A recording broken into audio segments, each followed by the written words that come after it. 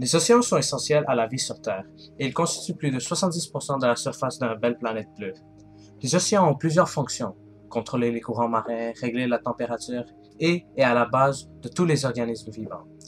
De ces 70%, nous, les humains, avons seulement exploré 5%. Donc, 95% de ces régions sont encore à explorer. Par contre, avec ces découvertes viennent des conséquences. Nos océans sont menacés par plusieurs enjeux, mais dans cette vidéo, nous n'en parlerons d'un seul, qui est le plastique. Chaque année, on produit plus de 300 millions de tonnes de plastique, mais tout ce plastique ne se fait pas recycler. En effet, 40% de nos océans sont couverts de plastique et 80% de ces détritus se sont introduits dans nos océans par voie terrestre. Donc, nous sommes la source du problème. Environ 12 millions de tonnes de plastique sont jetées dans nos océans chaque année, dont 60% proviennent de 5 pays: la Chine, le Vietnam, l'Indonésie, la Thaïlande et les Philippines. Dominic Waffray du Forum économique mondial a dit qu'en 2025, nous aurons dans les océans, pour 3 tonnes de poissons, 1 tonne de plastique. Mais en 2050, il y aura plus de plastique que de poissons. Il y a aussi beaucoup d'autres problèmes liés au plastique qui affectent les animaux marins. Puisque le plastique prend environ 500 ans à se dégrader, et avec l'aide du soleil, le vent et d'autres forces de la nature, ce plastique se brise en parties microscopiques qui absorbent plusieurs toxines. Ce plastique microscopique est ensuite avalé par les poissons et d'autres organismes qui vivent dans les océans qui confondent le plastique pour du phytoplancton.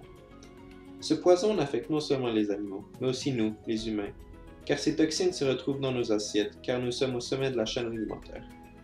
L'ingestion de ceux-ci peut amener à de plus gros risques de cancer, d'asthme et à de l'infertilité. Il y a aussi le problème des microplastiques que les stations d'épuration d'eau usées ne sont pas capables de filtrer. Chaque année, plus de 100 000 espèces d'animaux marins meurent à cause de l'ingestion de plastique. Cette pollution a affecté environ 86% des tortues de mer, 44% des oiseaux marins et 43% des mammifères marins.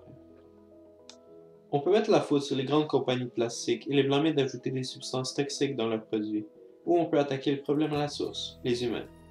Au début, nous avons parlé des 5 pays qui étaient responsables de 60% du plastique jeté dans nos eaux. Eh bien, si ces pays réduisaient leur échappement de plastique de 65% jusqu'en 2025, l'échappement serait réduit de 45%. En Chine, 84% de la pollution en matière de plastique se fait avant le ramassage de ceux-ci par les municipalités. Ces pays s'industrialisent vite, mais n'ont pas les bonnes stratégies pour contrôler la production de plastique ainsi que sa disposition. Ils devraient aussi imposer des lois plus strictes pour les zones côtières, surtout dans les endroits touristiques où il y a beaucoup plus de plastique qui est jeté sur la plage, pour se retrouver ensuite dans les mers. Je ne trouve pas qu'en ce moment nos actions conforment au développement durable. Puisque les pays s'industrialisent, il y a de plus en plus de demandes de plastique dans notre monde, donc les compagnies font plus d'argent. Mais l'environnement en est. En conclusion, les océans sont des habitats naturels fragiles.